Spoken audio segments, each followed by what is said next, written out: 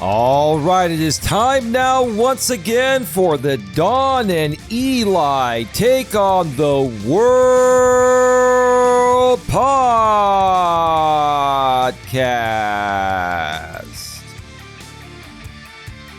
My name is Elias Mellis, but you can call me Eli for short. And who is this incredibly smart and sophisticated lady to my right? Well, I'm Dawn Ledgerwood. I'm your girlfriend, and I'm your Valentine. You're my Valentine. I am, and you're mine. Well, we are recording this show the day after Valentine's Day, which is why you said that. Happy Valentine's Day to you, my love. I don't think we wished everyone a happy Valentine's Day last week, so we'll just do it this week, which is a little bit late, but better late than never, right? Right, yeah. Yeah. All right. Wonderful. Let's get right to it here because we have so much to go over. First of all, welcome back to another episode of the Dawn and Eli Take on the World podcast. This is episode number 48, and today we have a very controversial topic, but it's going to be a really good one presented in a very, very fair and reasonable way. And the topic is America is changing, and the Super Bowl proved it one more time. Episode number 48 of the Dawn and Eli Take on the World podcast is America is changing, and the Super Bowl proved it. Now, we're going to hold off on starting to share our thoughts regarding that for a few here and get to the monologue, because once we start talking about it, baby, it's going to be full steam ahead, right? Absolutely, yeah. And you're ready for this. I'm excited about this because this topic was your idea. Well, yeah, I've been talking to a lot of friends about this after the Super Bowl, and just getting thoughts from people on both sides, and it made me think a lot about what the Super Bowl was all about and what Americans hold true to how America. We perceived it, how it was perceived by millions of people, by tens of millions of people, over 100 million people, and maybe even more globally. But we're going to get to that in just a little bit. Before we get to that, babe, how's the past week gone? Things are really, really turning around and really just moving full steam ahead here at the GNA, which is short for Genuine Networking Association, huh? Oh, yeah. The week's been great. There's really no complaints or any problems, really. It's been a pretty smooth week, I would say. The GNA is still, going forward, getting stronger every day. Everybody's support is much appreciated. We really do appreciate all of your support.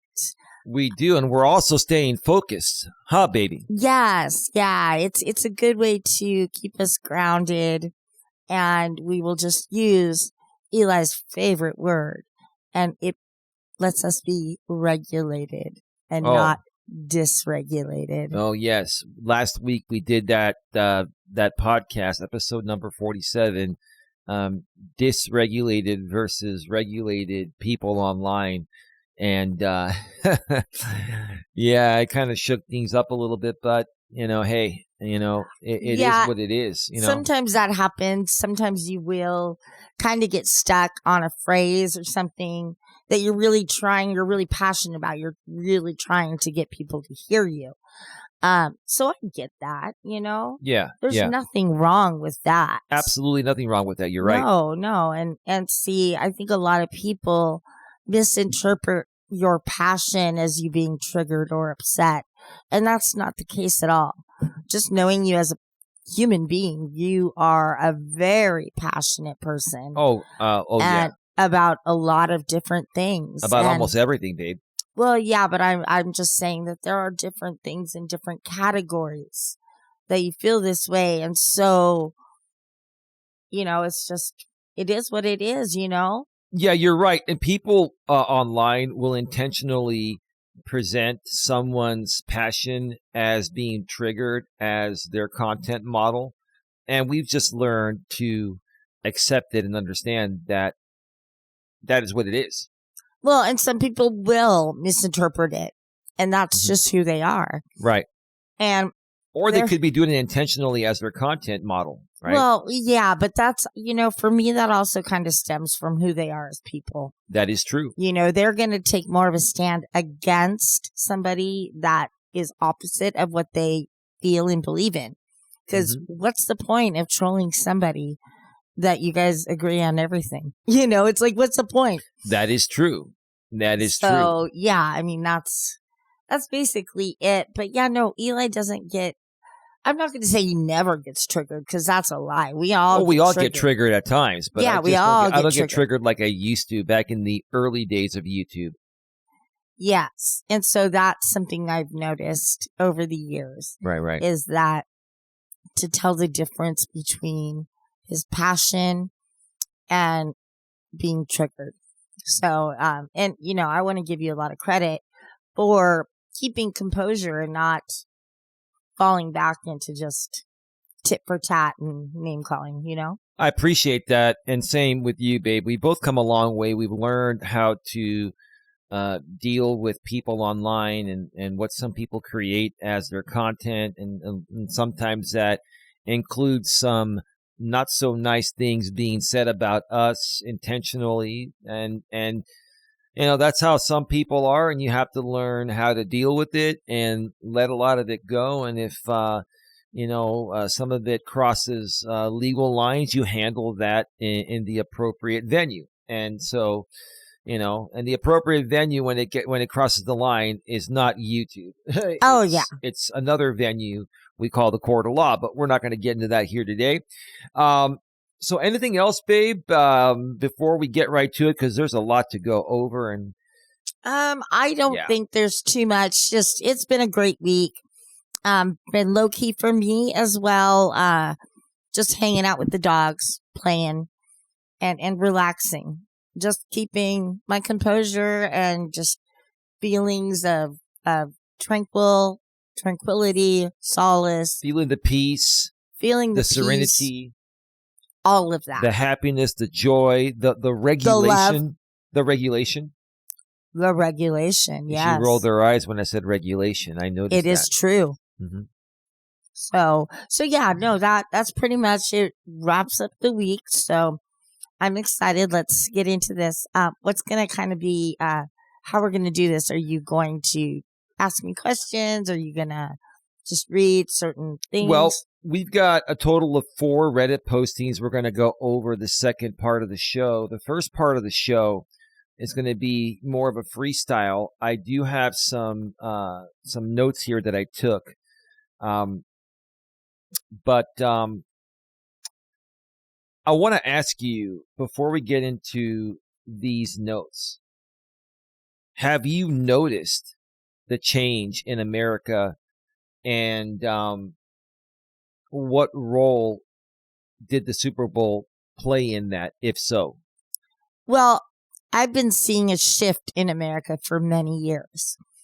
And the Super Bowl was almost like the cherry on top. Bad Bunny. Yeah, Bad Bunny. I mean, down to his name, Bad. I'm not going to talk crap about his music or him as an artist. He is a very good artist. He is a good performer. The point behind the Super Bowl halftime show was not just that. There was a message behind the Super Bowl. There were many messages that people interpreted from that Super Bowl halftime show. Yeah, some people think there was a big slap in the face. Some people think it was absolutely necessary to point out this is what's going on in our country. Mm-hmm. It was a platform for a lot of things. You're right. So let's talk about, what people were saying and what we interpreted. The way I felt about it, first of all, it was done like 99% in Spanish. There were a few things said in English by Bad Bunny.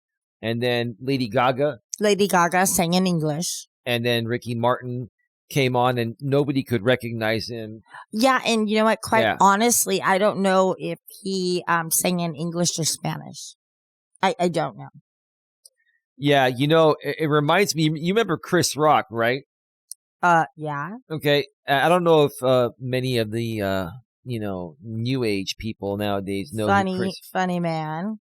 Well, Chris Rock was making fun of Ricky Martin back in the days. Remember when Ricky Martin went solo and he came out with "Living La Vida Loca"? Loca. And when that song came out, literally, you would hear it like 4 times every hour on every radio station, right? It was so played out. So popular. It was so overplayed, right? So Chris Rock, I think it was at one of the music award shows. I can't remember where it was at. He was hosting it, and Ricky Martin was there, and he was saying, you know, if Ricky Martin continues to live off of living La Vida Loca, he's going to be living La Vida Broca. That is true. I mean, it was so overplayed. That was, and they zoomed in on Ricky, and Ricky was laughing because he knows the song was so popular. Like, it was so overplayed. And then to see him in this halftime show, I mean, that was nice. Nobody recognized him at first. No, I asked my therapist, and she's like, I had no idea it was Ricky Martin. Everybody was saying, we had no idea that was Ricky Martin. Yeah. Upside, inside out. She's living La Vida Loca. Yeah. Yeah. Anyway, so my first issue was the fact that it was 99% in Spanish. I couldn't understand a damn word. So I couldn't enjoy it as an American, where our language here is English. To have it 99% in Spanish regarding a sport that is an American sport. It's an American sport. We call it football, right? In other countries, they call football soccer. Mm-hmm. Which, again, soccer here is called football.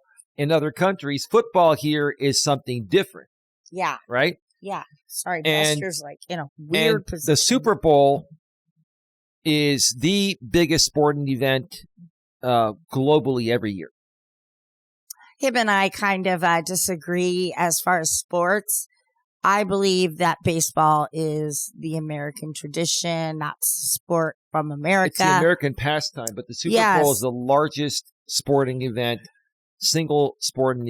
of the year. Maybe because it's played in one game on one day. Correct. And not 7 for the World Series. Correct. Best of 7. You're right. You're right. But anyway, so I couldn't understand a single word except when Lady Gaga came on, and then the few things were said in English by Bad Bunny, and I think Ricky Martin spoke all in Spanish. Yeah. No. That right there,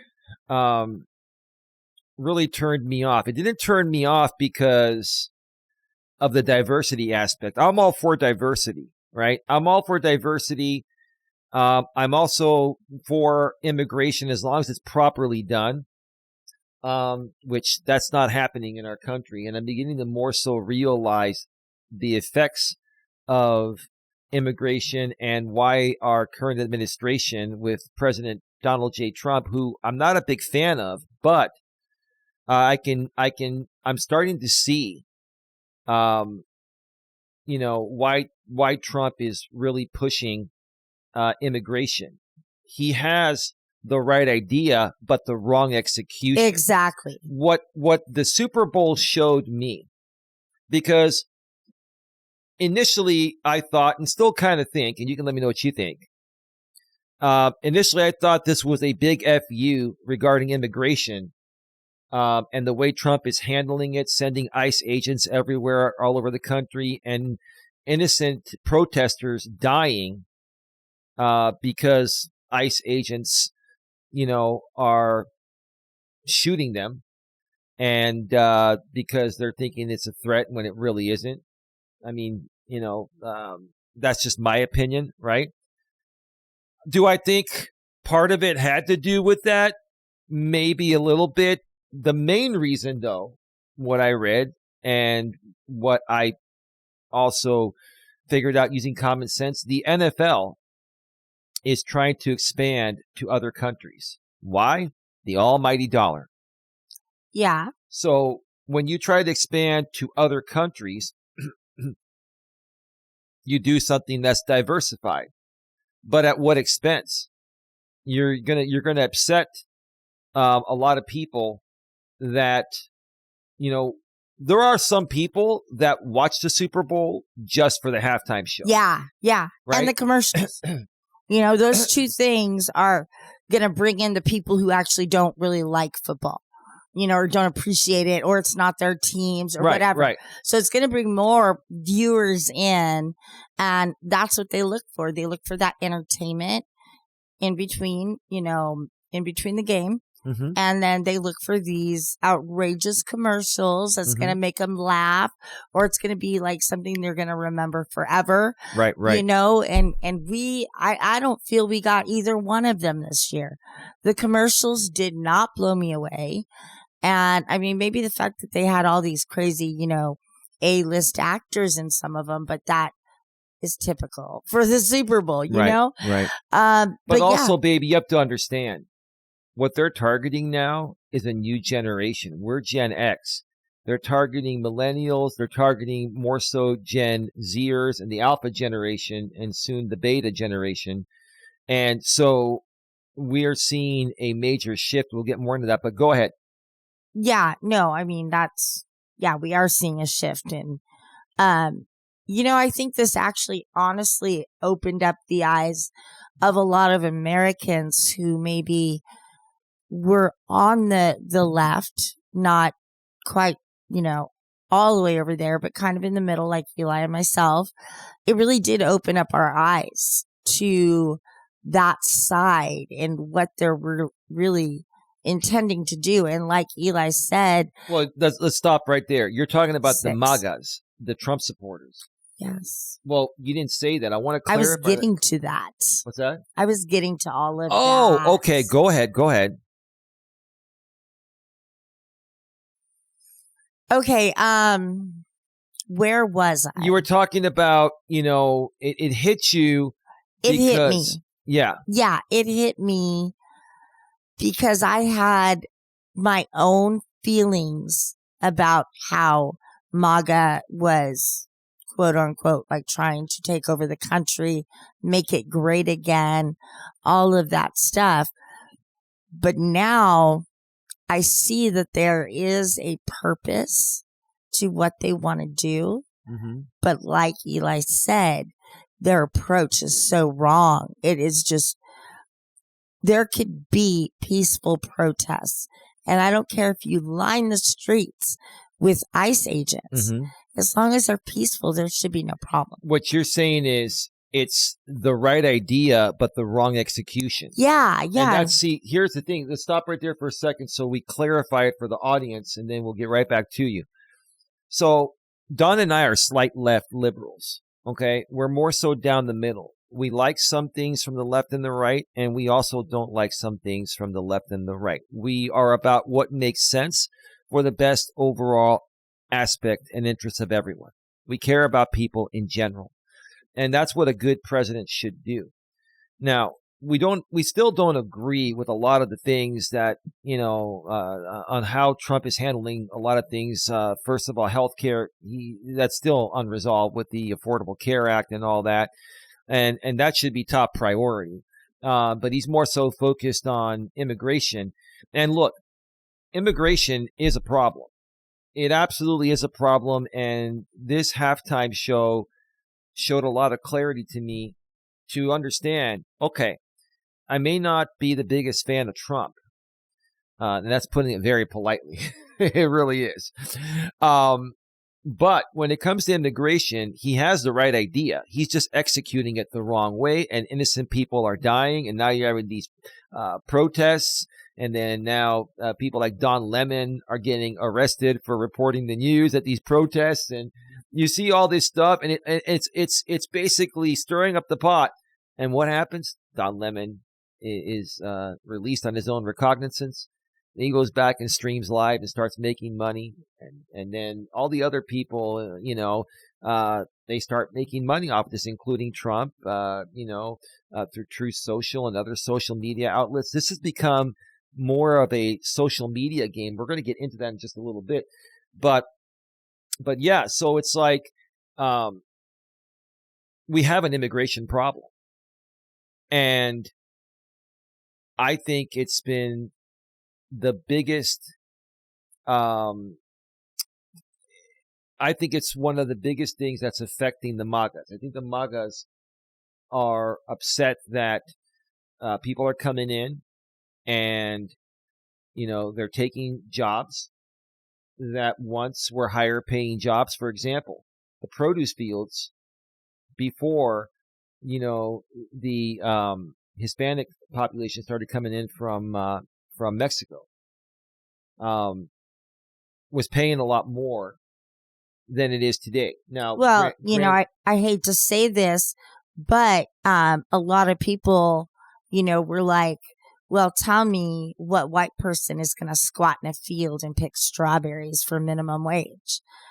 We'll bring the Mexicans in. They'll do it, And it's like that was completely racist to do, I have to say. Okay.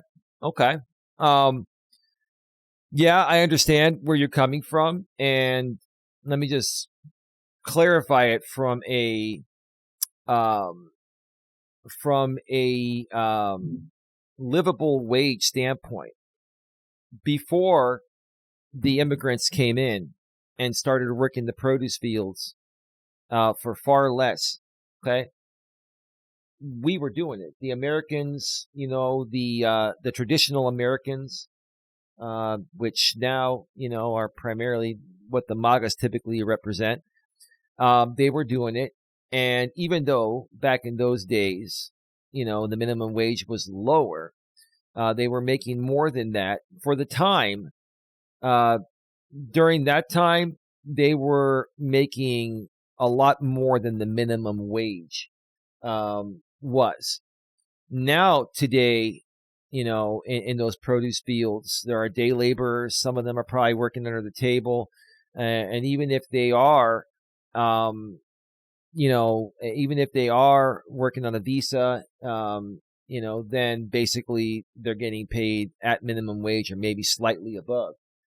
And so what allowing the immigrants to come in at the high level that we have has done is taken away jobs from the traditional Americans, that have been here. But like I said, these rich-blooded Americans, like their noses were so high and picking things in the field were so low that they couldn't bring themselves and their people to have to do that.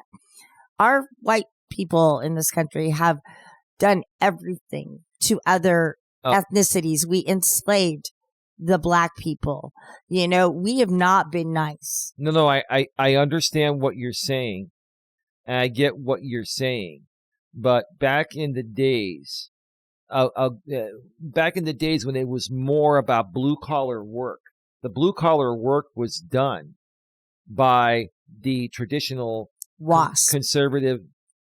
White, Anglo-Saxon, Okay. Have you never heard that? Yes. Yeah. Yes, that's slang. Yeah. And I'm trying to keep that off of our podcast, but go ahead. It's fine. It's okay. It was a word I literally learned in a history book as a child. Okay. That's not slang. No, you're okay. I'm sorry. I stand corrected.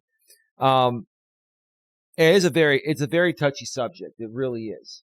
And so I'm sorry about that, but you're right about that. I get what you're saying regarding that. What else did you want to say? Nothing. Okay.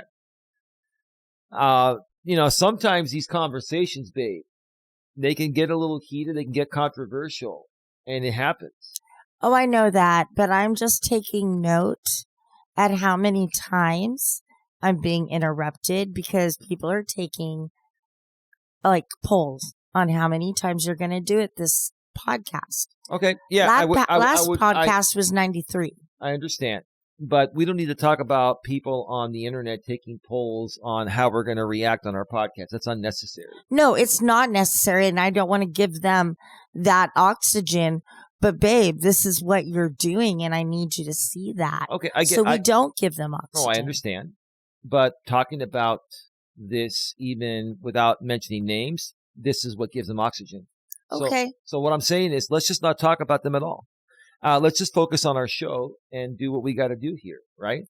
Okay. What time are we in right now, or like what? You know what I'm saying? Like, we're at 25 minutes. Okay, so we're going to be just about getting into the things, the things you had printed. Well, I have something to read. At 45 minutes, we'll take a break, and then we'll come back into the Reddit postings. But I wanted to just finish saying a few more things about this.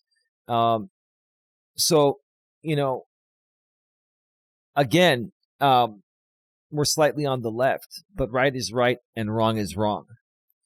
And I'm beginning to more so, and this is going to lead into what you were going to say, and I'll turn it over to you. I'm beginning to more so really understand where the MAGAs are coming from, the Make America Great Again, Trump supporters. I don't agree with everything that they even come up with as an idea. I certainly don't agree with how they execute things. The problem with the MAGAs is not that their ideas are typically the wrong ideas. It's how they execute those ideas, such as storming the Capitol and, through violent ways, right? You understand what I'm saying? Mm-hmm. But as we get into those Reddit postings, and we're going to compare the NFL's, Bad Bunny halftime show compared to TPUSA's halftime show, which is the organization of the late Charlie Kirk, who recently passed away, was executed at a college, event he was running, which is really, really, really sad there. But, you and I have seen both of the halftime shows. And let me just ask you, which one resonated more with you? Well, I didn't watch the whole Turning Point one. I've seen bits and pieces of what you've shown me. Yeah. And already, just with the bits and pieces, I would already want to watch that one more. That was my style of American country, And it's all country music artists. Except for Kid Rock. Which he's kind of a hybrid. He's like country rock. Yeah. Yeah. But that's what America was built on. It's like country. Like, this is our country. This is our land. This is our dirt. This is, it's God's country, but you know what I'm saying. Yeah. What TPUSA's halftime show portrayed to me was traditional raw America in the way that I was born and raised into it. Yeah. And then in the 90s, you and I, even though we've lived here in California, and technically, this is not like country music land. There are country music fans. Oh, there are a lot in California, right? And there are a lot of conservative towns. But I know you're talking like we're not Nashville or something. Right, yeah. Right. But during the 90s, that's all I practically listened to. Well, I did listen to R&B and all the other stuff, but country was my favorite because I resonated with it. I resonated with what these men and women were going through and singing it in their songs. Yeah. And I would hear a song like, that ain't my truck in her drive, and this ain't my day tonight. Like, it's like somebody cheats on you or leaves you and then you're heartbroken, right? Or she's dating two different men and chooses the other guy over you, which I would never, ever do that. I would never compete with another guy. I just, anyway, but those songs really, really hit home with me. And when I was watching TPUSA's halftime show, it just reminded me of the 90s. It reminded me of the things that I've been through that these country singers were singing, and I can relate to them. And sorry. It's okay. That was my fault, guys. No, it's okay. It's okay. I dropped my phone. And these people are all American people. And that's what I've known to be America, not this Bad Bunny show all in Spanish, which is great for the NFL if they want to expand their market. But that really didn't do anything for me. And yes, it was nice to see Lady Gaga and Ricky Martin, but I didn't really even know much about Bad Bunny anyway. Most people didn't even know a lot about him anyway. I guess he's like a international popular star. But wow, to be put on one of the biggest stages of the year, wow, that just it didn't resonate with me. No, it didn't scream.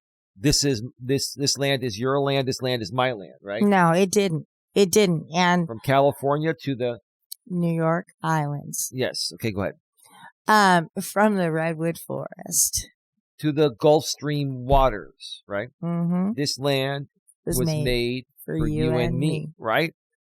They taught us this in grade school to teach us about being, patriotic and coming together as a nation.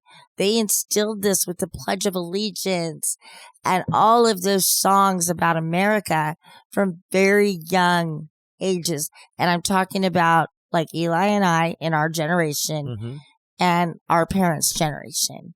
Now in the next generation, they got all ye God and state, but I know I still instilled all of that with my children, as well as my very conservative MAGA ex-husband. Your MAGA what? My MAGA ex-husband. Oh, your ex-husband is MAGA? Oh, babe, you and I have talked about that. Don't act surprised. Oh, wow. Okay. Well, interesting. He is a police officer. He's also a ginger, which means he has no soul. And just hardcore American. Well, I'm a hardcore American too, and I'm nothing like that. But I get what you're saying. He's very traditional conservative. Yes, and I think that there is a slight difference about being a traditional conservative. You know what I'm saying? Yeah, they're TradCon for short. Yeah. Yes, and then the ones that are just slightly still like that, but just still feeding on the other side a little bit. Yeah. Yeah, I guess that's how I want to put it in, simple terms. Traditional values have evolved over the years as they should have, but we are, in my opinion, losing the core values of what our country is supposed to be about. That's what really breaks my heart. You have any thoughts about that? Our country is not about noise and being the loudest. It's about execution and getting things done the right way. Right. And it's about finding the issues and then executing them the proper way, like you said. Yes. Well, you took words from me that I was going to say. So just repeat it. Why did you have to? Never mind. Alrighty, let's carry on. Oh, okay. It's just a hosting repeating style. Okay, you're not used to that. It's okay. I'm sorry about that. And this is a very touchy subject for the both of us, and I think we're both trying to get so much out there. I think I'm going to slow it down and wait till you're completely done, and then I'll go ahead and respond at that point. But I took some notes here. Ran some things through ChatGPT and Google and stuff, and pretty much already knew this, but I wanted to present it in a very proper way in regards to what's really happened to traditional America. And that's really what the MAGA movement and Donald Trump are all about, which I can understand that, because a lot of our, traditions are gone or out on their way out the door, right? And so, but again, it's not that I don't agree with, what their plan is. Not their plan or their idea. It's not that I don't agree with their ideas. Most of them I agree with their ideas. They just don't execute it the right way or prioritize more important things above others. That's where the issues lie. So what we're seeing today, babe, can fairly be described as a change in traditional America, but it is important to be precise about what kind of change. Number one, demographically, yes, America is changing. The population is becoming more ethnically and culturally diverse. Agreed. Okay. Immigration patterns are broader than in earlier eras. Oh, yeah. Mm-hmm. Intermarriage and multiracial identity are increasing. We've seen a lot of changes. Most beautiful change I've ever seen. LGBTQ and all that. We've seen changes. That means the social makeup of the country looks different than it did decades ago. You said that before you even knew I had this. Go ahead. You were spot on. Yeah, well, I usually am spot on.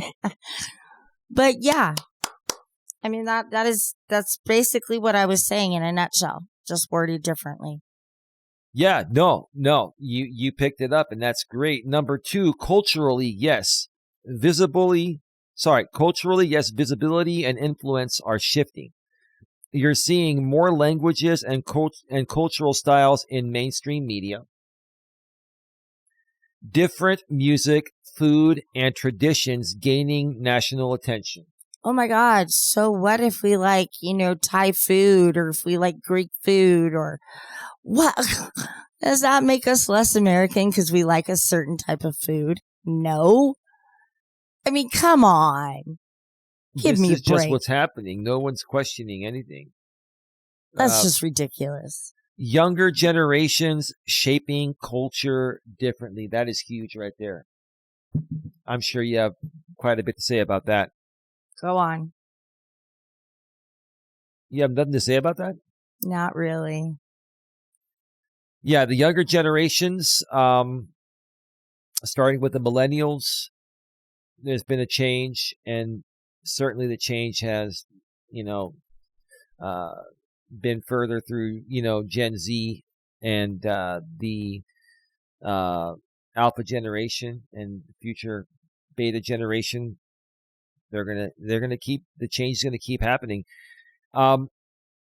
This doesn't mean older traditions vanish, but they're sharing space more visibly. That's what's happening. Mm-hmm. So what are your thoughts about the fact that older traditions are not necessarily vanishing, but they're sharing space? It's like a competition now. I don't feel it's a competition. I don't mind sharing space.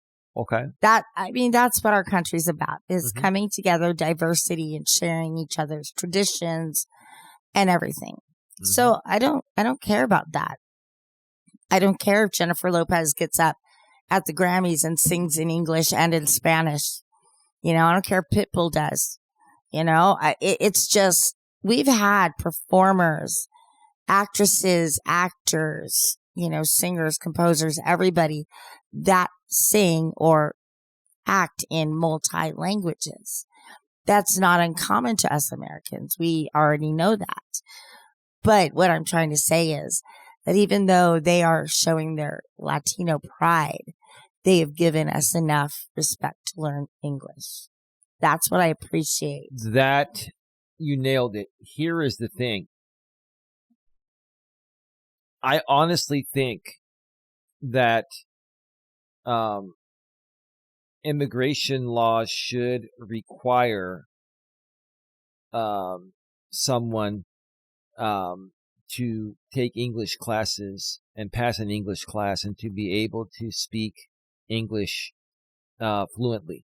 Yeah, I agree about the same thing about like the Department of Motor Vehicles, where you could take the driving test in any language you'd like to. Well, I'm sorry, street signs are not in other languages. Generally, yeah, you can do the stop sign, the triangle, all that. But when you're reading road signs, they're not in other languages. And so I don't get why teaching them in their own language is. But here's the problem. Those driving tests are available in Spanish. Are they available in Greek and other languages? Not Greek, but Vietnamese, Chinese, the main ones. Okay, so they're available in certain languages that have a pretty dense population of those cultures. Yes. But other cultures that may be here don't have that option. Is that fair? No. So if we're going to do something for a select few, cultures, because they have a larger population here that's immigrated here, we should have everything available in every language possible, especially in the digital world nowadays. Yeah, and you know what? I don't look at it as like a separation from, English and another language. I look at it as an education to the world and how the rest of the world lives. And it's not, that just broadens my thoughts to not just living in the box of America. It's just seeing the whole world. And that's what I love about it. Yeah. I love the progression that's happening there. I do too. This is the thing that I'm realizing that a lot of people aren't seeing, and I don't know if you're seeing it yet or not. All of this progression is coming at the expense of people like the MAGAs and other traditional Americans. It's coming even at my expense too. Yeah. Well, you know what? Can I speak from experience here? Yes. Being with Eli, living with his family, going to family events and stuff, his mother and his aunt will start talking and they just start talking in Greek. And, like the younger kids, like Eli, his brother and his cousin will be like English. And I always say English because gone to be able to understand. And my brother's girlfriend, when she's around, she's Hispanic, but she doesn't understand Greek. Which I'm sure she does at her home when your brother's there, because he doesn't speak Spanish. Right. So, there's going to be Spanish spoken in the house. He doesn't care as long as you're not looking at his face and speaking Spanish to him. Well, right. It's like... I get what you're saying. But again, I think the issue is more so the traditional Americans, and I'm one of them. Yeah, and so you know what? You. What? There's a lot of... I didn't... Okay. Go ahead. Nope. All I said was the traditional Americans, and then... I was going to say there are also other... Go on. Right, but what I was going to say had nothing to do with that. The traditional Americans, including you and myself and my brother, and probably most of the MAGAs, maybe all of them feel this way, we're feeling like these immigrants are getting special treatment and we're being left behind, and we were here first. And so this is becoming more of a hey, what's really happening here in America? And I'm beginning to more so understand the "Make America Great Again" phrase. Now, I'm not a MAGA, and I never will be. But now I understand what these people are feeling based on what happened in the Super Bowl. And when they say "Make America Great Again," basically, they don't want to feel like they're left behind anymore. They don't want to feel like we're making extra special effort for immigrants and all that, and not taking care of the people that were already here. Now, once the immigrants become U.S. citizens, yes, then, hey, let's take care of our citizens first and let immigrants come in as long as they do it the right way. Also require them to take an English course for at least 2 years and speak fluent English, because if we can't communicate, like, okay, the more and more diverse we get here in the U.S. and the more different cultures we get, especially the Hispanic culture, the Hispanic population, and they're not speaking any English, it's going to get to the point of where we go to the supermarket and we're not going to be able to communicate with any of the employees. Do you understand what I'm saying? That's what's happening. Go ahead. I don't think that's what's happening. No. I mean, you make your choices. You go to like Safeway. That's not going to happen at Safeway. But if you're going to go to a Mexican market, 90% is all going to be in Spanish. You're walking into that. You're asking for that. So don't get offended. Don't feel all butthurt because you don't understand them.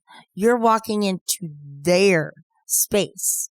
That's where they go to feel comfortable to ask questions and be understood the right way. You can only get so much across. I understand what you're saying, and I get the perspective you're coming from. I've said this 100 million times. Growing up in San Jose, California, I grew up in a very diverse area, and there was no color to me because if I saw that, it would just be a big blur because there are so many different colors, you know? I was friends with white people. I was friends with black people. I was friends with Asian people, Mexican people, even some Middle Eastern people. You know, that's what we didn't see. And you know what? What I loved was the families that you did have. They embraced you and brought you into their culture.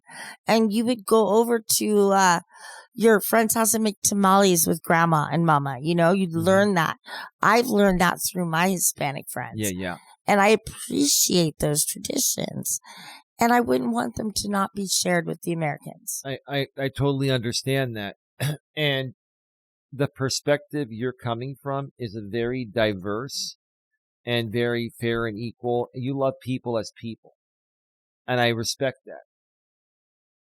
I'm going to be honest. And this is just what I'm seeing. I'm seeing that when it comes to immigration, when it comes to diversity, you're way left. Oh, you are far left on that. Okay, so I'm Scotch, I'm German, I'm Czech. Okay,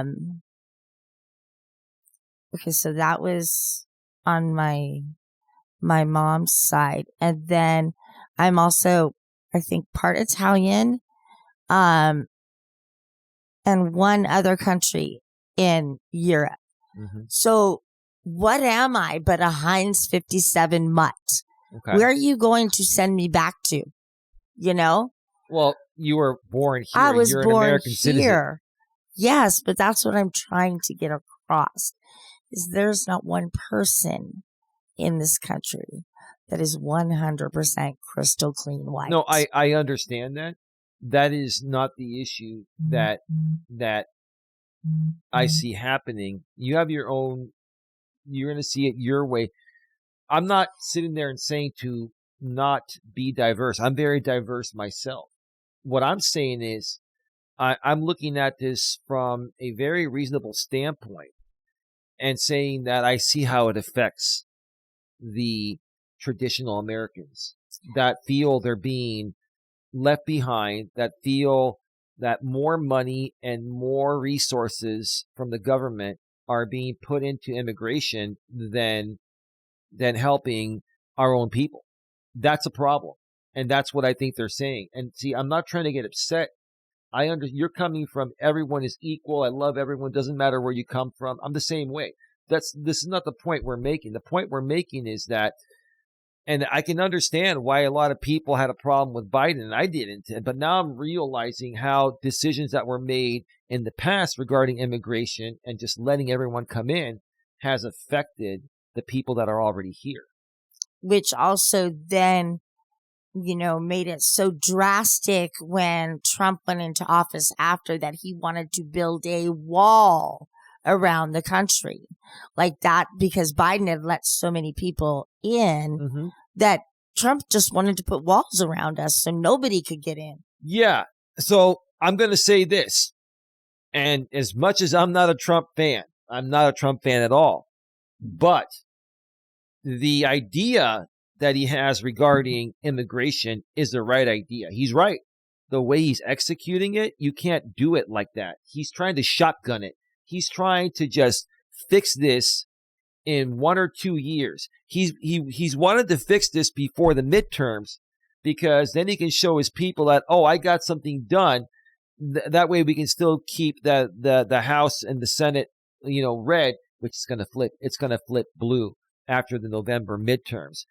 I think he's been trying to shotgun it to basically, keep control and show that, he's the best president that's ever lived, which is certainly not true. His approval rating is the worst ever, right?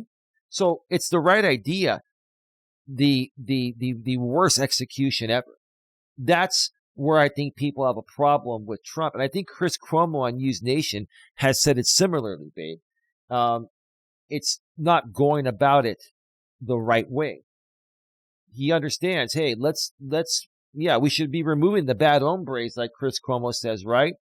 But, we got to do it with due process. We got to do it the legal way. And Trump is coming in there and just telling ICE agents, just go and do it. Right? Trump is trying to basically be due process within himself. That's not the way it works. The problem with ICE right now is they're shooting before they're asking. So if a person of color is even opening up their mouth in the wrong way, ICE is just going to take them out without even seeing if they are a natural born citizen. Yeah, that's the problem. That's your opinion, and you could be right. I mean, we don't know exactly what triggered ICE agents to kill the people they've already done that to. But I get it. Let's continue here because we got to take a break in a few. Number 3, institutionally, less change than it feels like. Despite cultural shifts, English is still the dominant public language. Well, you don't live in California. But yes, in other parts of the country, yes, but here in California, literally, almost half the state is Hispanic. Yeah, and it is affected. It's affecting the healthcare system when patients come in and they cannot communicate with their medical staff. You have to get an interpreter, and it's a safety issue. It could be a very big safety issue. There you go. It could be what? Said something how it affected you as being a nurse. Imagine a police officer also has somebody running out of a house, crazy, speaking a bunch of different languages. I mean, that's just pure chaos in their eyes. Yeah, what if you say stop or we'll shoot, and they don't understand English? And they don't understand that. And then they die because of that. Right? And the cop is then prosecuted. Now, high five. Now you're seeing how this affects us. It's not that we don't want people coming here. We're all immigrants, like you said, to a certain extent, right? It's just that of course you always misunderstand what I'm saying because you don't let me get to the final of my statement. Okay. Well, sometimes, honestly, it's not you. It's with anyone. It takes me sometimes a minute or two to fully process something. It's not that you're not explaining it well enough. You are. And it's not that you're, there's more left to explain. There could always be more left to explain. I get where you're going with it. For me, sometimes it may take me a minute or two to process something that deep. You bring a whole different perspective to this, which is great. That's what we want. Your perspective is great. It's different. And if you and I were exactly the same, our show would be boring as fuck. No one would be watching us. Well, okay. Huh? Okay. Well, I don't understand. I'm just saying. What were you going to say? Don't worry about it.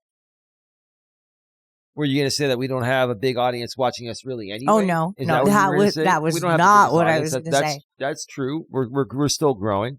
That is not what I was going to say, though.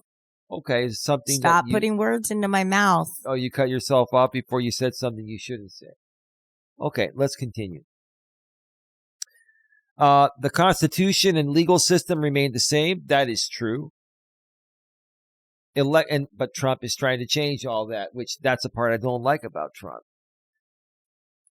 Elections, courts, markets, and federal structure haven't changed. Well, I mean, Trump is trying to change that. He's been making a lot of noise, during the first year plus of his second term. Anything else you want to add to that?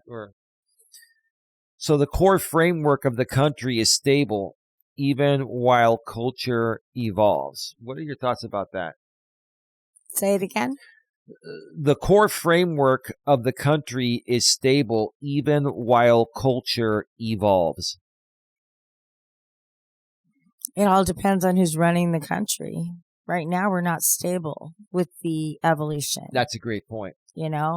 If somebody was in office that could regulate themselves better, then it would be a different situation. Yeah, Trump is just not properly executing the things that need to be done.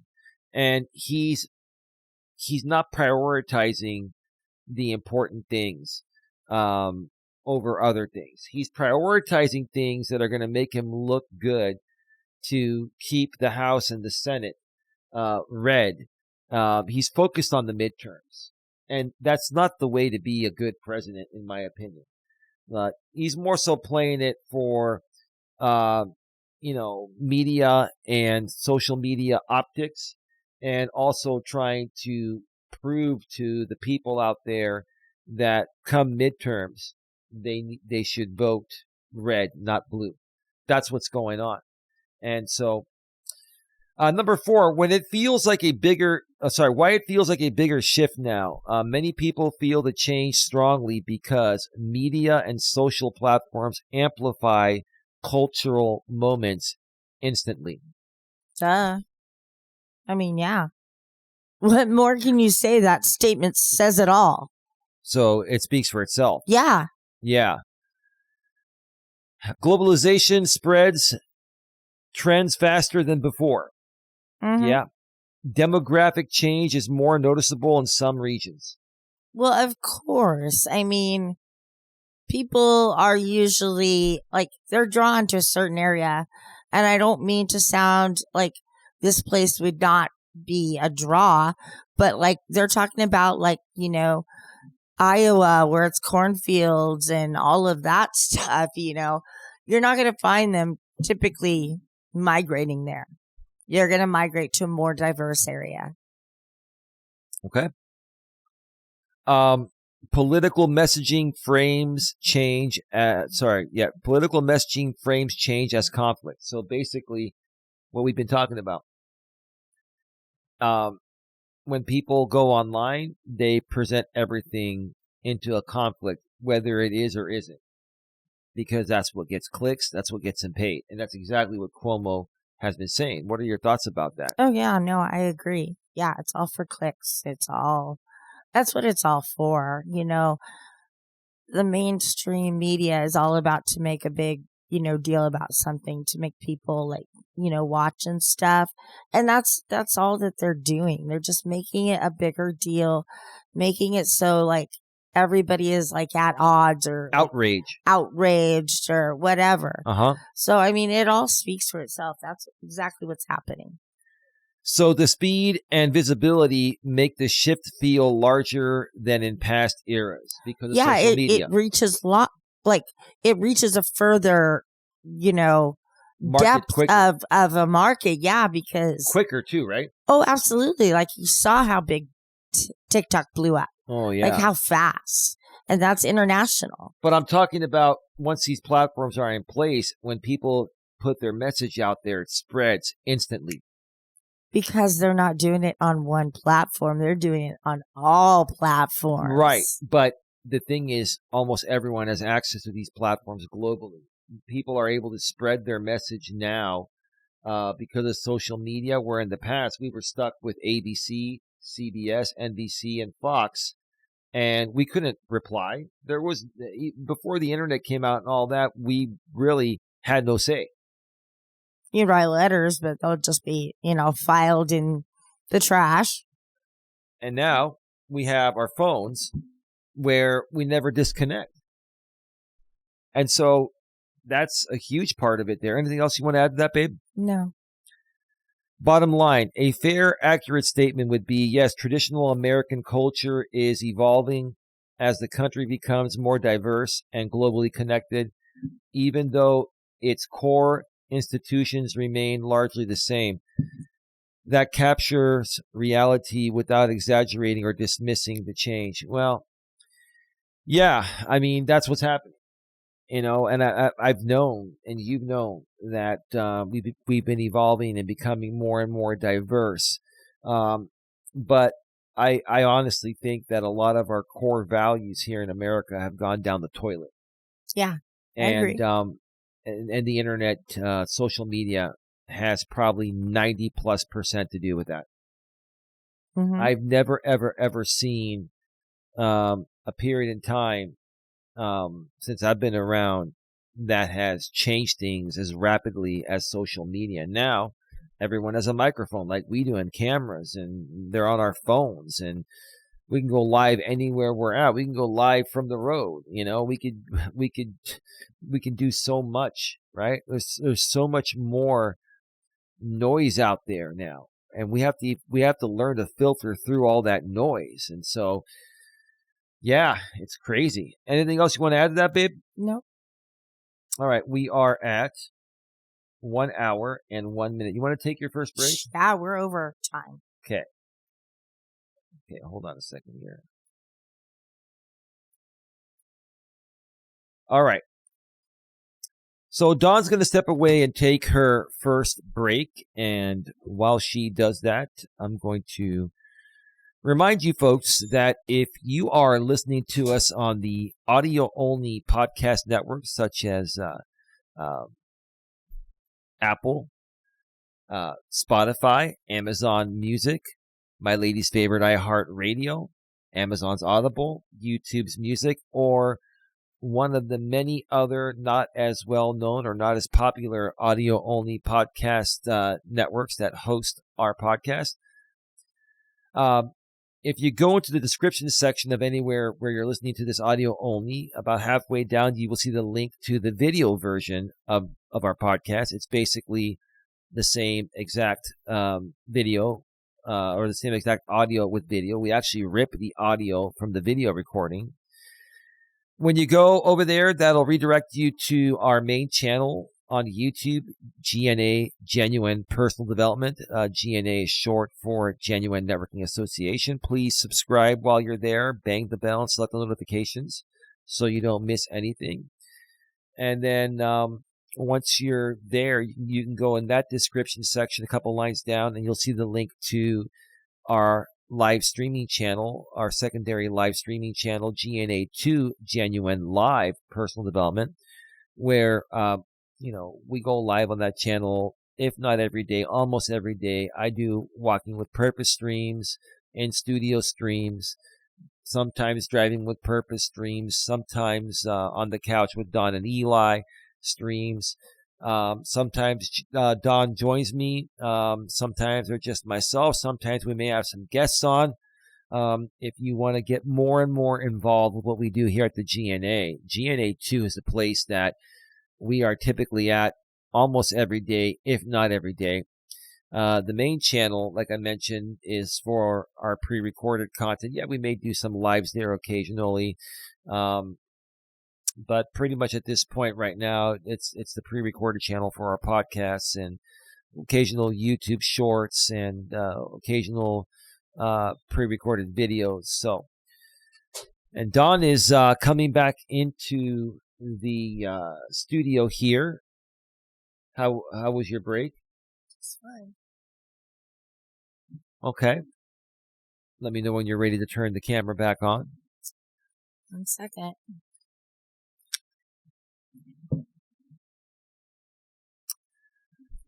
Okay. All right, you're good. We're good? Mm-hmm. All right. Camera is back on. Okay. All right. So we're now going to go over. We have 4 Reddit postings. A couple of them, the first few are regarding the Super Bowl, halftime show with Bad Bunny and getting the opinions of others. And then we're also going to talk about comparing Turning Point USA's halftime show to the actual NFL one with Bad Bunny. And then at the very end, we're going to be, talking about, what we just talked about. We're going to be getting the opinions of people on Reddit regarding, traditional America. And a posting titled, "What do you think Americans left of you want?" Meaning left-leaning Americans. This is a conservative group from the subreddit r/ask conservatives. So let's get to the very first one here. And let's switch on over to the browser screen here. First Reddit posting is from the subreddit r/no stupid questions. And the original poster's title is, "Why is the Bad Bunny halftime show triggering so many people when there have been dozens of Hispanic performers previously in the Super Bowl?" I answered it already. She did. They spoke English and Spanish. And how many times do we want to try to sing along with Shakira? And when she goes, into Spanish, and we're mumbling the words, and, we go along with that. And that's what makes the American English speaking people feel involved. That was the perfect question. That is why. If they did a hybrid, that would have been fine. But this was 99% Spanish. Yeah. If you do half and half, we can follow along. And you serve both sides. But I felt like they were shutting, Americans that speak English out. They were shutting English only speaking people out. And I've spoken to several people about this. Mm-hmm. And most of them agree with us in the sense that, why are we going to watch something we don't understand? And so a lot of my people did go to the Turning Point halftime show, which they enjoyed far better than the other show. I think even though, obviously, the NFL's budget and all that, much more, yes, it was more of a glamorous show, that the NFL put on. But TPUSA show wasn't bad. They had good lighting. They had good sound. They actually shot it they streamed it live in 4K, which was impressive. Mm-hmm. We were watching the replay of it on YouTube on my laptop here, which is a 4K monitor. And it was crystal clear. The sound was great. And I more so resonated with the people there, even though,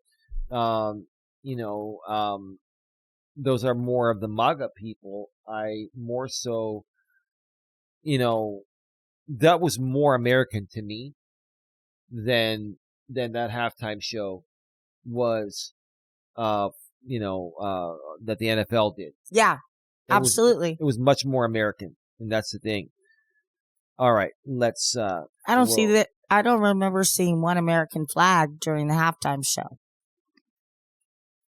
Yeah, I don't either, because that wasn't the point.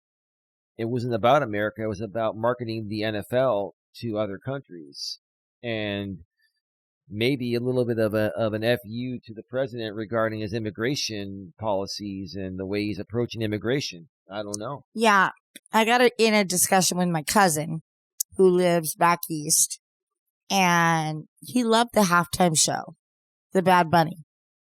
And he kept trying to convince me that I was being a bad, cause I won't say the maiden name, but, I'm being a bad family name person. You know what I'm trying to say? You're representing the family name the wrong way. Thank you. And you're not. What he didn't understand is he's spouting off, oh, that's your inner white MAGA. And I'm like, no, that is my inner just being that I don't believe that people should be have to listen to things that they don't understand. Is he Puerto Rican? Well, yeah, but my mom said, he wants to play this big Hispanic Puerto Rican, but my grandfather is half Scotch and 50% Puerto Rican, 50% Scotch. Okay, so that makes my mom 25% of the Puerto Rican and Scotch, right? Yeah. So that makes him an eighth. It's come on, dude. You're coming at it from he was coming at it from a very biased standpoint. Yeah. And Puerto Rico, let me read this real quick, is an unincorporated territory of the U.S. acquired in 1898 following the Spanish-American War. Residents are U.S. citizens, yet they cannot vote in presidential elections and lack voting representation in Congress. The island operates as a commonwealth with its own constitution, but it remains subject to U.S. federal laws and congressional authority. And the main thing here is future status. The political status is frequently debated with options, including. That was not what I wanted to read there. There was another part that I saw another time where their economy is not that great. And so, you're going to see people be very biased, be very selfish, when underneath it all, we're Americans. This show should have been about Americans in general, not specifically focusing on one targeted group. You're leaving everyone else out. Football's for everyone. If we're really diverse, what the NFL just did was pick one culture, make it all about that culture to try to win them over, so they can watch the NFL in their areas or subscribe to NFL Sunday Ticket and pay the NFL more money. That's what I think happened. Okay, so can I ask you a question, please? Can you give me your thoughts on the difference between this halftime show and the statement versus Colin Kaepernick and his statement? So we were talking about that, right? We were talking about that. What's the difference between Kaepernick taking the knee, right? What happened at this halftime show? Well, first of all, that's his First Amendment right to do that. Is it a good look for the team? No, but it's his right. He can do whatever he wants. Now, could that type of conduct also reprimand him? Yes, and it did. And so, it is your First Amendment right, but if you're part of the NFL, you got to play by the rules. It's just like, we may not like some of YouTube's rules, but but they're a private company. We got to play by the rules. The NFL, you got to play by the rules. I get it. Now, the difference is this. Okay? This was not about not understand. I understood what happened. I understood what he did. When he spoke about it, he speaks English. So I understand where he was coming from. If he was going to speak all in Spanish, I wouldn't be able to understand why he did what he did. Whether he was right or wrong, he speaks English. I understand that. And that was the other thing, is that there was no translation on the television. There were no subtitles. Any of us to understand what he was saying. Right. There were no subtitles. Now, I don't know. I think you could have probably turned on closed captioning, and that would have been a similar thing. But they should have just put subtitles on there. At least here in the U.S.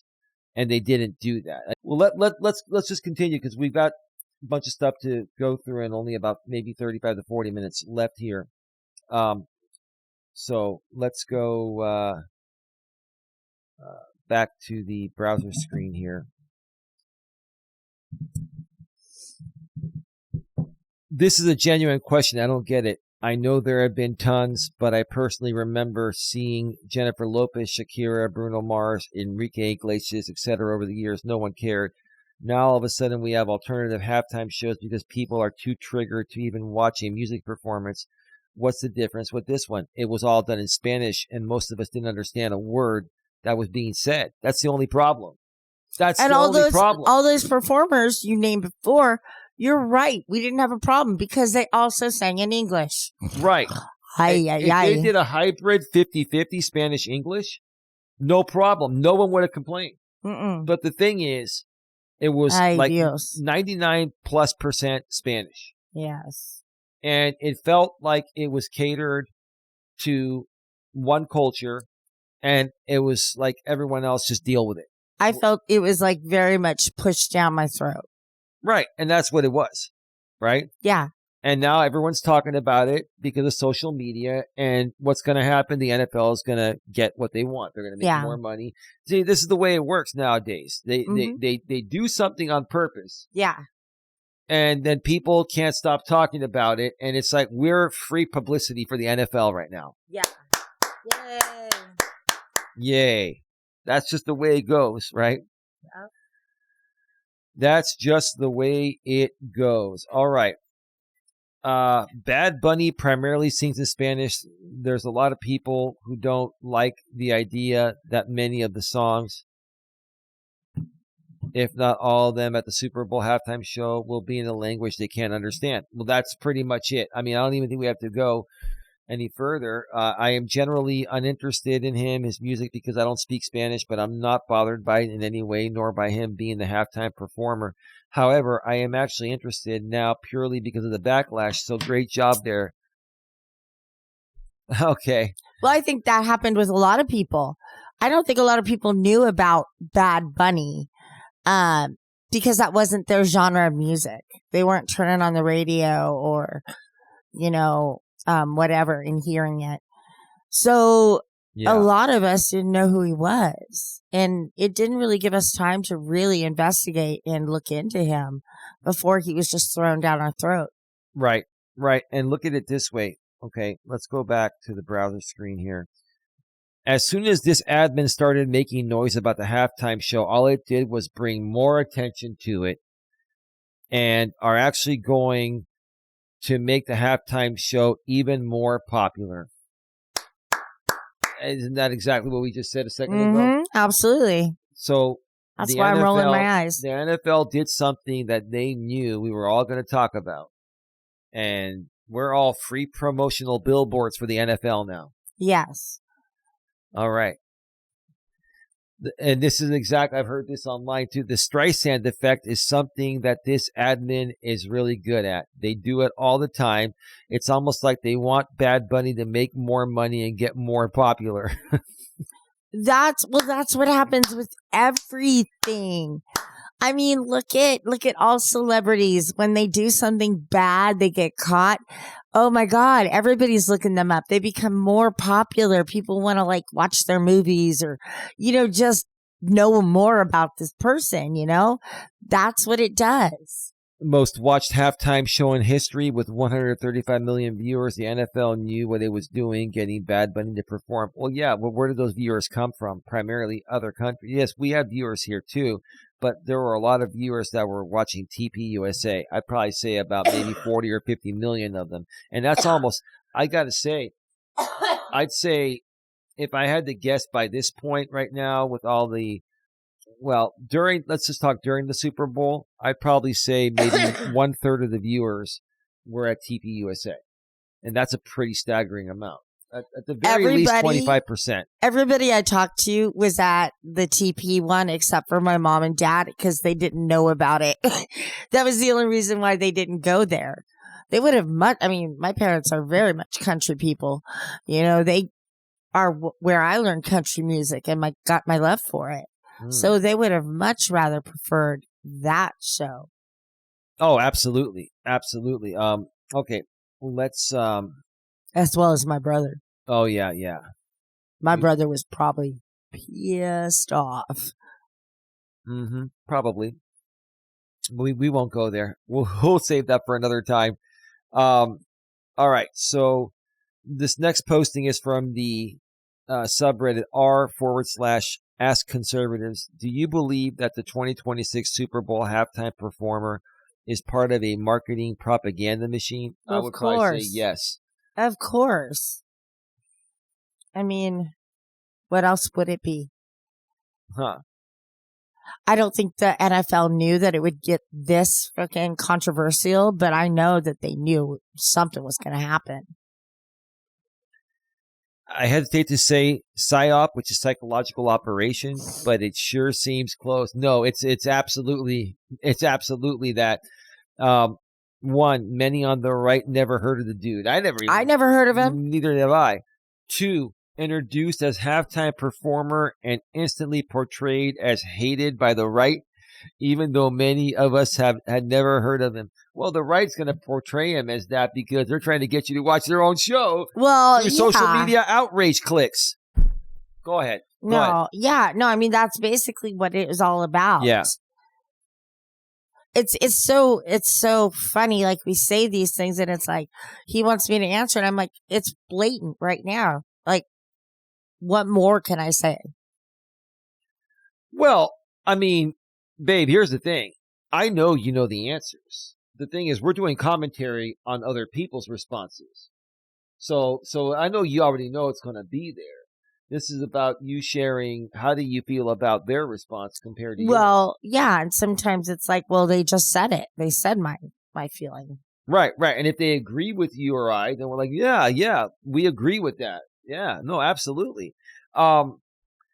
Number 3, instantly portrayed by the left that there's no way anyone hadn't heard of the performer. He's a sensation. I could see how the far left would do that. I think the normal, or the slight left like us, no. We didn't even know what the hell he was. Let's also think generational. Yes, probably left. Millennials and Zs know who he is. But Maybe. People in our generation...